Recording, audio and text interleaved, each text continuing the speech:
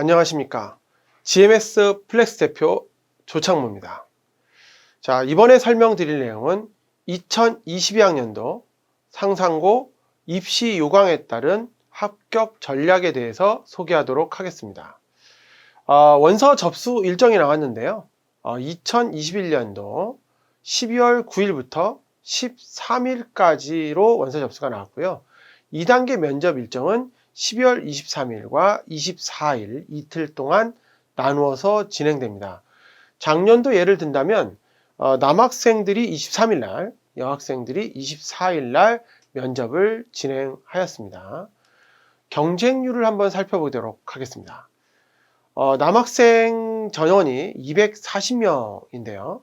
2021학년도부터 보겠습니다.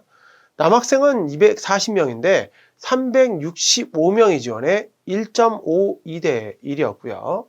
여학생은 120명 정원에 2.48대 1이 되었습니다.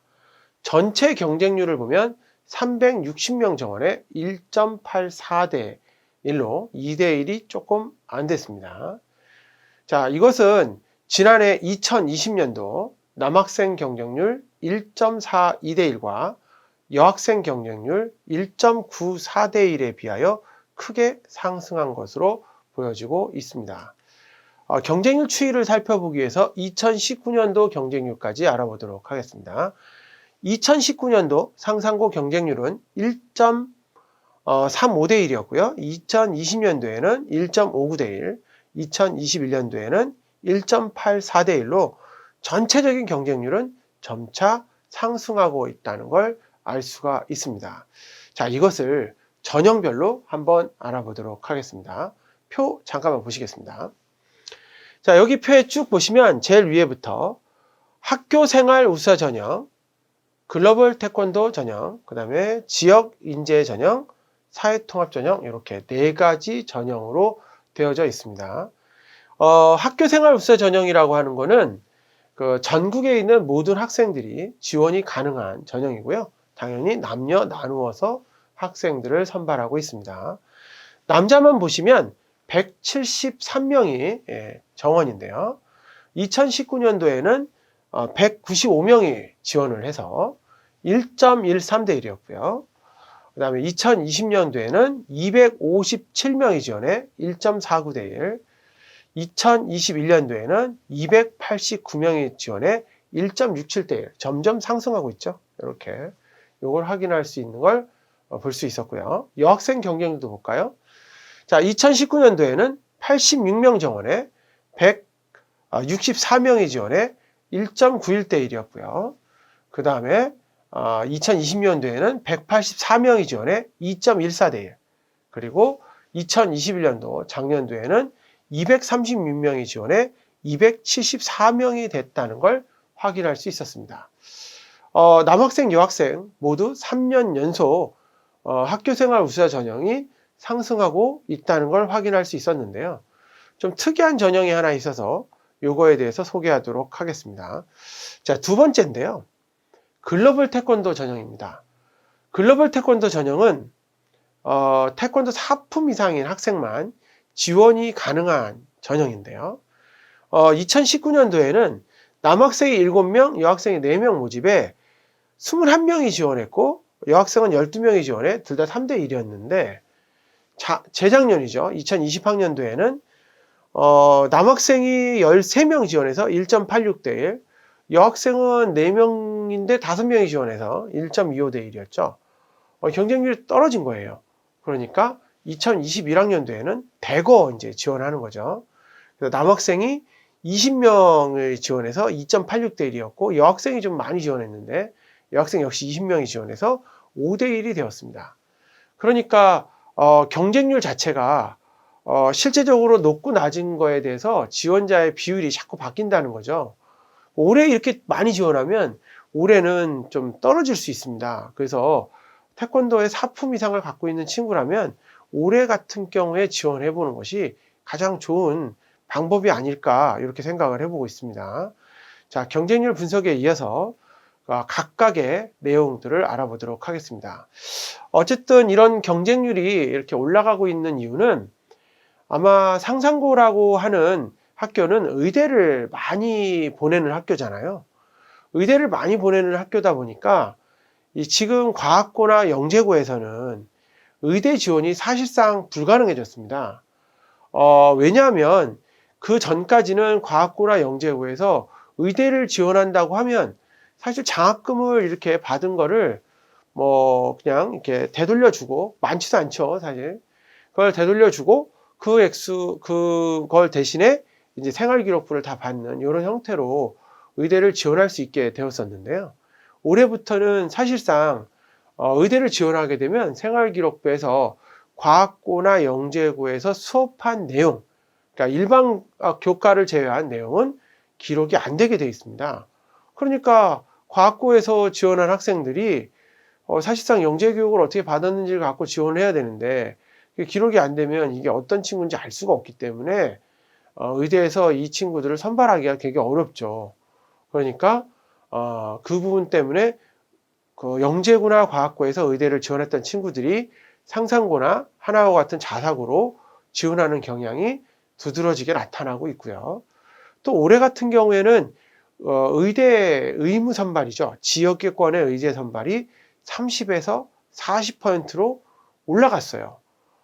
그러니까 무슨 얘기냐면 전주에 있는 상상고는 전북에 있는 학교 중에 의대를 갈 학생들은 40%를 그 지역에서 뽑는다는 거죠.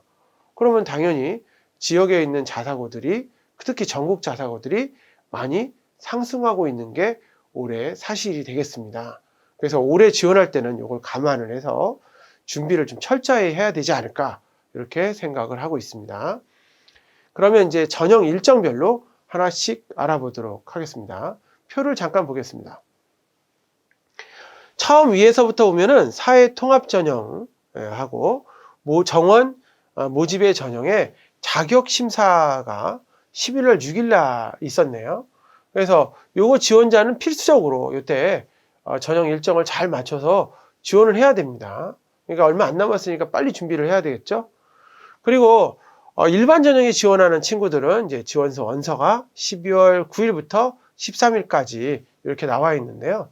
지금 두 번째 보시면 우편이란 방문 접수가 13일 날 6시까지죠. 6시까지이기 때문에 그 전에 미리 원서를 보내야 되는 이런 부분이 있겠습니다. 그래서 눈치 작전이 힘들어졌다는 거죠. 이게 원래 기간이 길어도. 그리고 나서 1단계 합격 점수가 발표가 되면 바로 2단계로 23일하고 24일 날 면접으로 학생들을 선발하게 됩니다. 자, 그런데 모집 정원에 이제 학생들 하나씩 보면은 지역 인재 전형 있고 학교 생활 우수자 전형, 글로벌 태권도 전형, 사회 통합 전형 이렇게 나눠져 있는데요. 지금 학교 생활 우수자 전형은 남학생이 161명, 여학생 78명, 제일 많은 수를 뽑는 거고요. 지역 인재 전형은 남학생이 44명, 여학생 23명, 글로벌 태권도 전형, 남학생 6명, 여학생 4명, 차이가 있다는 걸 확인할 수 있었죠. 사회통합 전형은 13명, 7명. 그리고 제일 뒤쪽에 보면 이 모집 정원의 전형이 있어요. 남학생 11명, 여학생 6명. 굉장히 많은 수를 모집 정원의 전형으로 학생들을 선발하고 있습니다. 그래서 토탈 정원이 336명, 이렇게 정원 자체가 360명 정원에서 조금 축소된 것을 확인할 수가 있겠습니다. 자, 전체적으로 점수 배점이나 이런 부분들도 한번 알아보도록 하겠습니다. 1단계에서는 교과 성적하고 출석 상황만 갖고 2배수를 선발하게 됩니다. 교과 성적은 300점이죠. 300점에 출결은 이제 감점되는 거고요. 2단계가 상당히 중요한데 여기 보시면 창의융합과 인성 및 독서, 이게 100점인데요.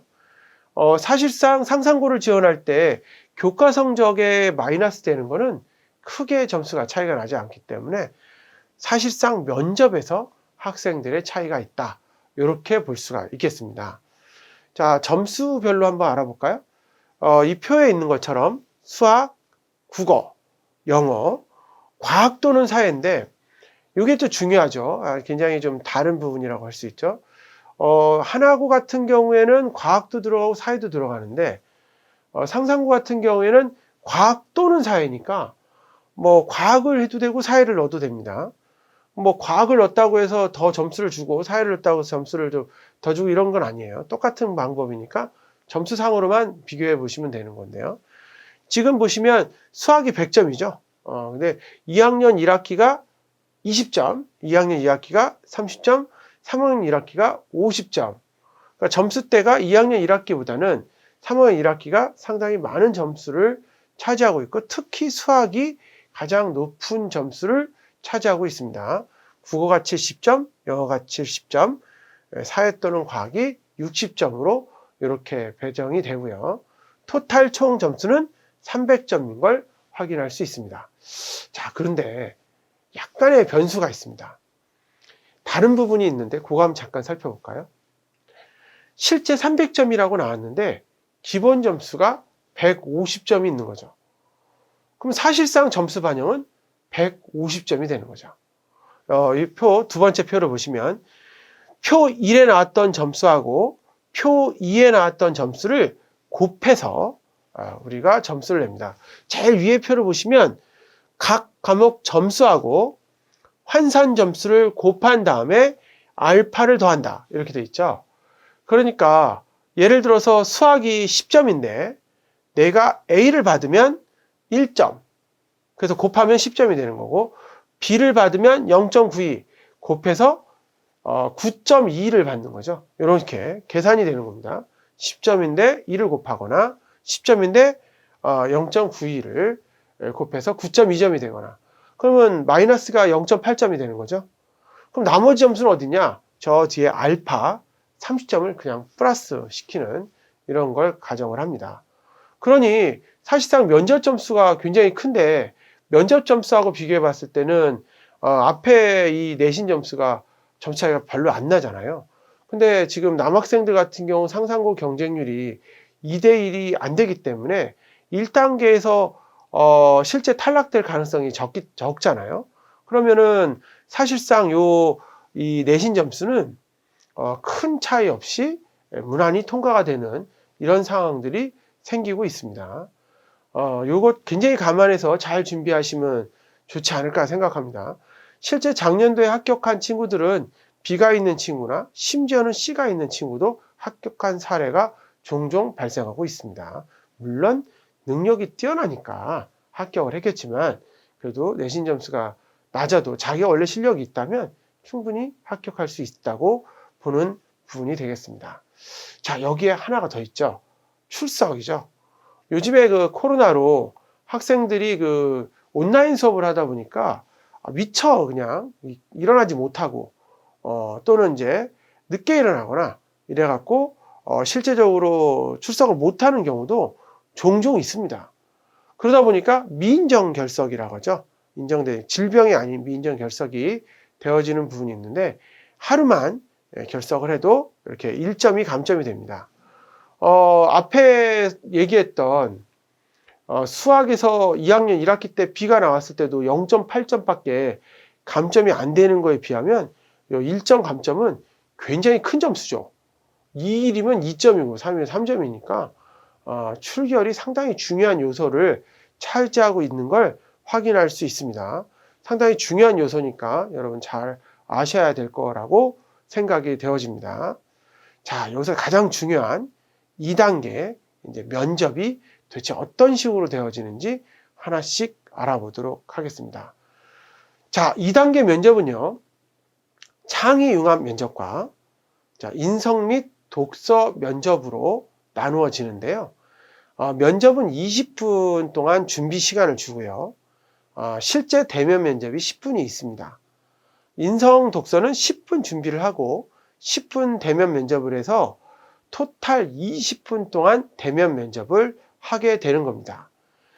제가 이 표에서 본 거와 마찬가지로 창의 융합에서는 제시문을 줍니다. 제시문을 주고 공통문항이라고 하는 거는 그 다양한 상황에 따라서 수학, 과학의 융합형 문제로 제시문을 주게 됩니다. 그리고 개별 문항으로는 자기소개서를 쓴 과정으로 진위 여부를 밝히는 문제가 되죠. 점수는 이 점수가 60점이잖아요. 우리가 내신을 결석을 하나 해도 1점이고 수학에서 B를 받아도 0.8점인데 이 창의융합 그 면접이 60점이니까 충분히 이걸로 극복이 가능한 그런 부분이 될 수가 있겠습니다. 평가 요소로는 학습 역량이나 잠재력, 학업 태도, 지적 호기심, 적합성과 자질 뭐 이런 것들이 있겠습니다. 학업 역량이라는 건 얼마나 공부를 잘하느냐, 그리고 잠재력이라는 거는 상상고에 입학했을 때 얼마나 공부를 잘할 거냐, 학습 태도는 물론 학교 생활을 좀 잘할 수 있느냐라고 하는 부분이 되겠고요. 지적 호기심은 얼마나 탐구력이라든지 이런 부분이 뛰어난 것인가. 그리고 적합성과 자질이라고 하는 부분은 마찬가지겠죠. 장래희망이라든지 학교와 잘 맞는 학생인가를 보는 내용이 되겠습니다. 자, 독서와 인성에 대한 제시문. 다양한 상황이고요. 독서 그리고 인성과 가치관에 해당하는 면접이 되겠습니다. 마찬가지로 개별 문항에서는 서류 중심의 면접이 되어지는 거고요. 실제 이게 맞는지 안 맞는지를 확인하는 면접이 되겠습니다. 자, 이때 독서나 인성 면접에서는 사회성이나 시민적 자질, 리더십, 봉사정신, 도덕성, 가치관 등을 물어보는 문항이 출제가 되고요. 10분 동안 문제를 풀고 10분 동안 대면 면접을 진행하는 문제가 나왔습니다. 그래서 실제적으로 문제들을 자세히 보시면 상당히 난이도가 있어요. 그러니까 평소 독서를 많이 한 친구들은 괜찮은데 그렇지 않은 친구들에게는 상당히 어려울 수 있는 문제들이 출제가 되어지고 있습니다. 이렇게 할 때는 추천서나 자기소개서, 생활기록부, 그 제출된 일체의 서류를 보고 직접적으로 이제 그 점수를 매기기 때문에 학습 경연, 잠재력, 태도, 지적 호기심, 뭐 자질, 사회성, 뭐 시민적 자질이나 리더십, 봉사 정신과 도덕성을 분간하여 아이들을 이제 선발을 하게 됩니다. 학생들을. 상상고 입학 후에는 발전 가능성이 정말 있는지 이런 것들도 종합적으로 선발을 하게 됩니다. 면접 시에는 지원자 1명의 입학사정관이 2명 또는 3명이 이렇게 면접을 실시하게 됩니다. 굉장한 압박 면접이에요. 사실상 그냥 1대1로 면접해도 힘든데 2~3명의 그 나이 많으신 그 분들이 이렇게 압박을 하면 굉장히 공격을 받는다 생각을 해서 상당한 스트레스를 받을 겁니다. 그때 어떻게 그걸 잘 극복할지를 연습을 좀 통해서 하는 것이 중요하다고 할 수가 있겠습니다.